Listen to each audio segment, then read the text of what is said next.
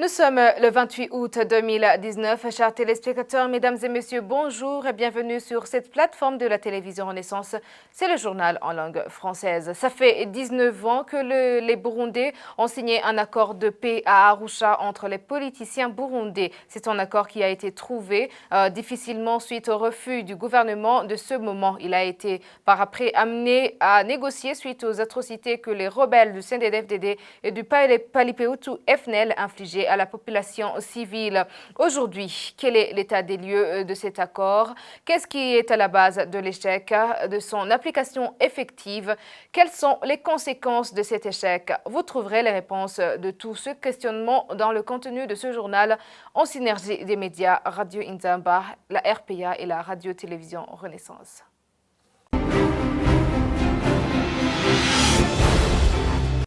Bienvenue encore une fois sur cette plateforme. La recherche d'une solution négociée au conflit politico-ethnique du Burundi n'a pas été spontanée de la part des acteurs politiques du pays, qu'ils soient du gouvernement ou de l'opposition. Il a fallu que la crise atteigne des dimensions intenables et que des acteurs extérieurs s'en mêlent. Révérien Badikamge. L'interminable chaîne de violences politico-ethniques déclenchée avec l'assassinat du prince Rugwagasore en 1962 a fini par amener les Burundais aux négociations de paix d'Arusha, tenues de 1998 à 2000. Les crises qu'avait connues le Burundi avant 1993 n'avaient jamais duré aussi longtemps qu'elles seraient consécutives à l'assassinat du président Melchior Ndadaye. L'insécurité physique pour les populations avait poussé des centaines de milliers de Burundais sur le chemin d'exil et dans des camps de déplacés intérieurs. La ghettoisation ethnique des quartiers et collines du pays, l'instabilité gouvernementale, la paupérisation des Burundais, les interférences régionales et internationales de la crise ont hissé le conflit inter-burundais sur la scène de crise régionale majeure. Le pays était installé dans une guerre civile jamais connue auparavant. Aucun camp ne pouvait sortir vainqueur. Les préoccupations des uns et des autres étaient toutes légitimes. L'étranglement économique par l'embargo régional et l'isolement politique des gouvernements sont venus au bout du refus du gouvernement de trouver une solution négociée. L'implication volontariste de l'ancien président Mwalimu Julius Kambarage Nyerere de la Tanzanie, suivie par celle des chefs d'État de la région, ainsi que l'ensemble de la communauté internationale, combinée avec la rébellion armée du CNDD-FDD et du Palipeutu-FNL, qui ciblait essentiellement les civils, ont fini par rendre les négociations inévitables. Celles-ci débutèrent fermement en 1998 pour se clôturer par l'accord du 28 août 2001 sous l'égide du président sud-africain Nelson Mandela. Merci, Révérien Badikamge. L'accord de paix d'Arusha était subdivisé en 4 principaux protocoles et un 5e protocole des garants de la mise en application de cet accord. C'est Alphonse Rugambalala, l'un des signataires de cet accord, qui le dit. L'handicap majeur a été que certaines clauses qui pouvaient réconcilier le peuple burundais n'ont pas été mises en application. On l'écoute. Cet accord comporte 5 protocoles. Le premier protocole est intitulé le protocole pour la nature du conflit et ses solutions. C'est pour moi le protocole le plus important, mais c'est encore une fois le protocole qui n'a été appliqué dans aucun de ces articles. Aucun.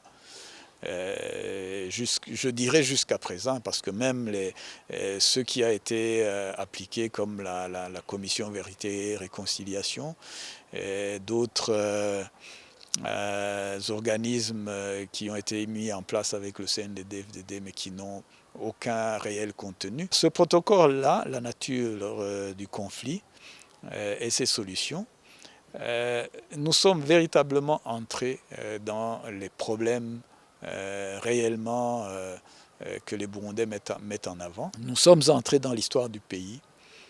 Nous avons parcouru tous les problèmes qu'il y a eu. Là où il y avait des divergences, nous avons décidé qu'il y ait création de commissions qui allaient nous aider à trouver des solutions. Et ces commissions, c'était d'abord la commission Vérité et Réconciliation.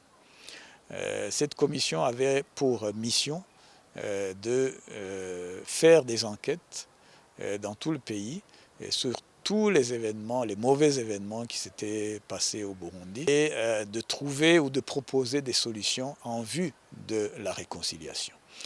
C'était une commission qui pouvait aussi proposer des voies d'amnistie si cela était nécessaire pour les crimes mineurs, mais qui ne devait pas s'occuper des crimes de génocide et des crimes contre l'humanité et des crimes de guerre. Cela devait être pris en charge par une autre commission, une commission internationale cette fois-ci, la commission d'enquête judiciaire, qui n'a jamais vu le jour jusqu'à aujourd'hui. Et le gouvernement aurait dû demander cette commission dès le moment où il commençait à travailler. La troisième commission, ça devait être une commission qui devait clarifier l'histoire du Burundi. Il y a donc aussi d'autres mesures dans l'administration ou dans la gestion de la société burundaise qui sont listées dans ce protocole-là, mais qui n'ont jamais été mises en place. Si on vous parle, par exemple, d'un front interethnique pour combattre l'idéologie du génocide, c'est dans ce protocole-là. Mais on n'a jamais vu une ébauche même de cette solution, qui est pour moi une solution salutaire. Le deuxième protocole, c'est le protocole démocratie et bonne gouvernance. Ce protocole-là contient tout ce qui va avec la mise en place des institutions. D'abord, la première partie, c'est pour les institutions de transition, et la deuxième partie, c'est pour les institutions après la transition. Tous les principes démocratiques sont mis dedans. Tout ce qui fait, je dirais, l'ossature de la Constitution de 2005 se trouve dans le protocole de démocratie et bonne gouvernance. Toutes les mesures que le gouvernement aurait dû mettre en place pour la bonne gouvernance se trouvent dans ce protocole. Malheureusement, encore une fois, ce protocole-là, il n'a été appliqué que les fameux 60-40. Et d'ailleurs mal appliqué. Le protocole 3, c'est le protocole sécurité pour tous. Ce protocole-là concerne les corps de défense et de sécurité. Et nous avions voulu que, comme ça a toujours été une question importante, la question de la sécurité et la question de l'armée, nous avons voulu que cette question ne soit plus une question taboue et que des solutions soient apportées dans l'accord d'Arusha. On a apporté, c'est Mandela d'ailleurs qui l'a quelque part obligé, de faire les 50-50 Hutu-Tutsi. Le protocole 4, c'est le protocole des problèmes sociaux et du développement. Ce protocole-là était un protocole, je dirais, très facile parce que nous avions confié le premier travail à 3 experts. Un ancien ministre des Finances d'Autriche et 2 anciens ministres des Finances du Burundi, Gabriel Toi et Salvatore Toi, qui sont des personnes très compétentes et qui ont fait vraiment un très bon travail. Nous avons apporté des ajouts, surtout en ce qui concerne le règlement des problèmes des réfugiés et des déplacés. Et ça a été vraiment un protocole parfait sur le plan de la rédaction, mais sur le plan de l'exécution, ça a été un tout autre problème. Voilà un peu de mots, ce que je peux dire sur les protocoles importants de cet accord, en insistant particulièrement sur le protocole 1, qui n'a jamais été appliqué et qui pour moi est le véritable pilier important de cet accord. Une manque de volonté politique devrait dans le sens de la réconciliation et la lutte pour les postes politiques sont les principaux causes de l'échec de cet accord. Encore une fois, Dr Alphonse Rugambarara. Pour moi, la volonté politique n'a pas existé pour ce qui concerne la réconciliation. Je pense que la plupart des hommes politiques, mais c'est ce qui arrive malheureusement à chaque crise, ont compris peut-être que c'était une opportunité pour eux pour devenir quelqu'un, devenir ministre, devenir ceci ou cela. Et donc la préoccupation de ce qui est écrit, de ce sur quoi ils devaient bâtir, je dirais, leur carrière politique, n'était pas là. Pourvu qu'ils aient leur poste, si tel parti politique qui, lui, voit plus loin, leur promettait d'avoir tel ou tel poste, ils étaient prêts à soutenir ce que ce parti voulait, sans véritablement analyser ce qui allait se passer.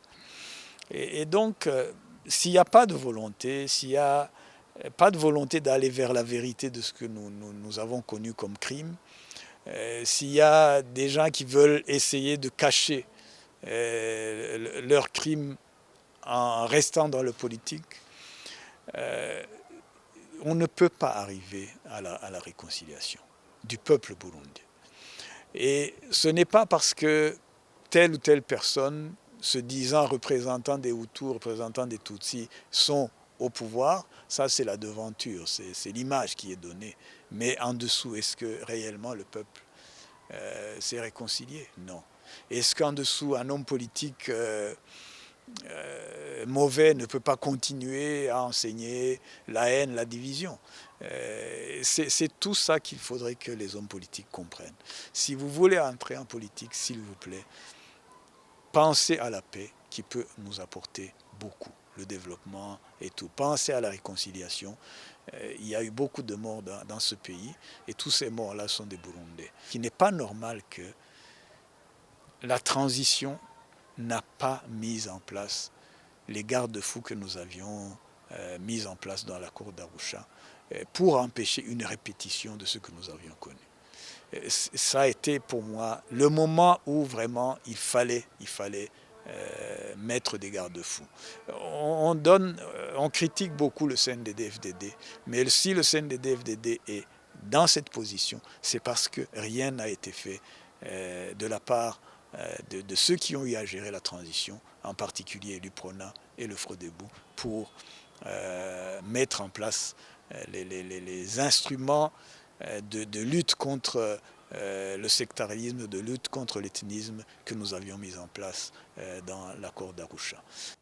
C'était Alphonse Lugambalala, l'un des signataires de l'accord d'Arusha. Le gouvernement du Burundi est responsable du non-respect de l'accord d'Arusha.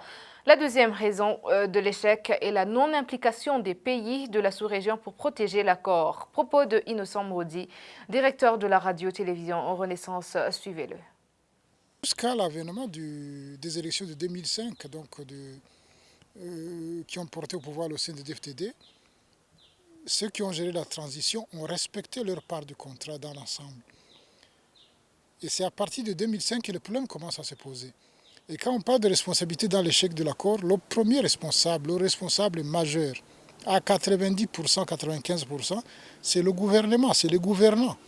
Ceux qui sont en charge de gouverner le pays, dans les limites de l'accord que les Burundais ont obtenu, après des années de guerre, de crise à répétition, mais également des années, des mois de négociations, qui ont pris des énergies à beaucoup de gens dans le pays, dans la région, dans la communauté internationale. Donc la responsabilité fondamentalement revient au gouvernement actuel, celui qui méthodiquement a démonté, détricoté, détruit, est en train de détruire l'accord d'Arusha. C'est sans équivoque. Je ne pense pas qu'il faille aller chercher des responsabilités périphériques secondaires. Non, non. La responsabilité incombe à celui qui détruit. La deuxième responsabilité, je pense, incombe surtout de manière secondaire à la région, aux garants de la région et de la communauté internationale. Quand les négociations ont eu lieu, il y a eu tellement de pression sur le gouvernement de l'époque pour qu'il négocie, tellement de pression pour qu'un accord soit conclu. Ils étaient tous là, tous les chefs d'État de la région, beaucoup de chefs d'État africains, de l'Europe, des États-Unis, le monde entier était là. Et maintenant que l'accord est tenté d'être détruit méthodiquement, il n'y a personne qui lève la voix, il n'y a personne qui tape sur la table en disant ça ne peut pas se passer comme cela. Et au contraire, on voit certains des garants de la région qui sont complaisants avec le gouvernement burundais. On a un médiateur, on a eu d'autres responsables dans la région qui sont carrément en train d'agir pour la destruction de cet accord-là. Le facilitateur qui avait été désigné a clairement dit qui ne peut pas aller plus loin parce que la région n'est pas en train de l'aider. Et nous savons tous très bien que si le président Nyerere a pu faire avancer les choses, c'était parce qu'il avait le soutien sans condition des chefs d'État de la région qui avaient les moyens d'agir, notamment par l'embargo et par d'autres mécanismes. Le président Mandela a pu porter les négociations jusqu'à la conclusion de l'accord parce que les chefs d'État de la région, du continent et même du monde le suivaient dans le processus qu'il menait et l'appuyaient. Maintenant, on désigne un médiateur qui ne semble pas être intéressé par sa mission, qui désigne un facilitateur qui n'est absolument pas soutenu et qui n'est pas n'importe qui. Parce que c'était le chef d'État de la Tanzanie à l'époque des négociations, qui était là, qui a suivi, qui a fait pression et qui sait très bien de quoi il retourne et qui lui-même finit par dire « je ne suis pas soutenu ». C'est gravissime en fait quand on regarde les choses comme elles sont et pourtant les gens font semblant que rien ne se passe. Donc vraiment cet accord est en train de se casser totalement la figure parce que le gouvernement burundais détruit l'accord méthodiquement, donc est en train de réinstaller les germes d'une guerre. Quoi qu'il arrive, s'il n'y a pas de négociations dignes de son nom, la guerre sera inévitable. Les accords d'Arusha pour la paix et la réconciliation avaient essayé de faire face à deux questions primordiales. D'une part, l'exclusion au pouvoir et garantir la sécurité de la citoyenneté. D'autre part, les conséquences de la violation de ces accords et le monopole du pouvoir comme le fait Pierre Nkurunziza actuellement qui dégénère les crises du temps passé. Cette déclaration est de Pacifique Ninina Hadougué, président du FOCODE. L'accord d'Arusha pour la paix et la réconciliation au Burundi avait tenté de trouver une solution à deux problématiques gigantesques. D'un côté, c'était de lutter contre l'exclusion au pouvoir, une exclusion qui avait particulièrement frappé la composante ethnique Hutu, alors qu'elle est majoritaire au pays. L'accord d'Arusha a tenté d'organiser la façon d'accéder et de quitter le pouvoir de manière démocratique et la façon de partager ce pouvoir entre toutes les composantes ethniques et entre les groupes politiques divers. L'accord d'Arusha avait, par la même occasion, assuré les libertés politiques à tous les Burundais. D'autre part, l'accord d'Arusha a tenté de résoudre la problématique sécuritaire où il était question de mettre en place des mécanismes de sécurité qui rassurent tous les Burundais dans un contexte où il y a même un risque de génocide contre notamment la minorité Tutsi. Dans ce sens, il a fallu une armée, une police, des services de renseignement où toutes les composantes ethniques sont bien représentées. La violation de l'accord d'Arusha crée une situation où on est en train de rééditer les problématiques qu'on avait essayé de résoudre. Ça veut dire quoi? S'il y a un monopole du pouvoir aujourd'hui par un parti politique, cela va créer des situations où d'autres groupes politiques vont se battre pour accéder à ce pouvoir. Et là, le risque, c'est de retourner à des situations de guerre civile parce qu'il n'y a pas de voie démocratique ou politique pour accéder à ce pouvoir, toutes les voies étant bouchées par le régime en place.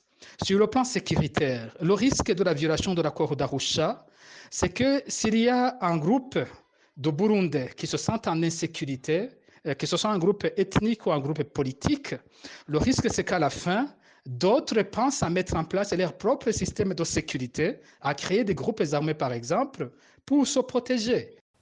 Lorsqu'on parle de la violation des accords d'Arusha, certains voient le troisième mandat de Pierre Nkurunziza et l'amendement de la Constitution, mais il y a un autre point qui viole davantage ces derniers, le non-respect du quota ethnique dans les corps de défense et les Imbonerakure qui s'ajoutent encore une fois Pacifique Ninina Hadougué. Quand on évoque la violation de l'accord d'Arusha pour la paix et la réconciliation au Burundi, on mentionne généralement le troisième mandat de Pierre Nkurunziza, on mentionne la révision de la Constitution issue de l'accord d'Arusha, on mentionne quelques pratiques antidémocratiques du régime Nkurunziza.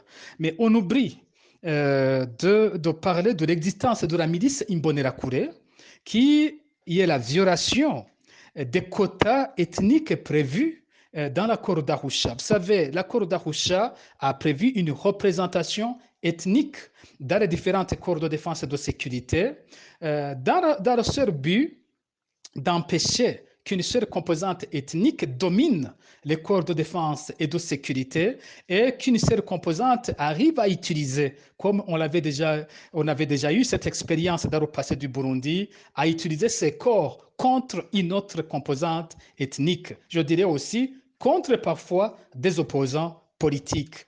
Or, vous savez qu'après 2010, il y a eu une formation paramilitaire des Imbonerakure à Kiribaondes, à l'est de la République démocratique du Congo.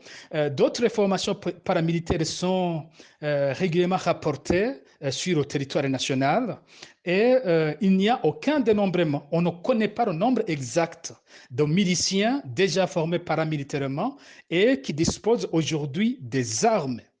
Or, en faisant cela, le régime de Nkurunziza est en train de se doter d'une force militaire parallèle qui va augmenter sa force de frappe, probablement non seulement pour le parti CNDD-FDD, mais aussi pour le compte d'une seule composante ethnique. Ceci est extrêmement dangereux au regard de ce qui était prévu ou dans l'esprit de l'accord d'Arusha de 2000. C'est sur cette analyse de Pacifique Nina Hadoué que nous achevons ce journal. Merci de nous avoir suivis. À la prochaine édition.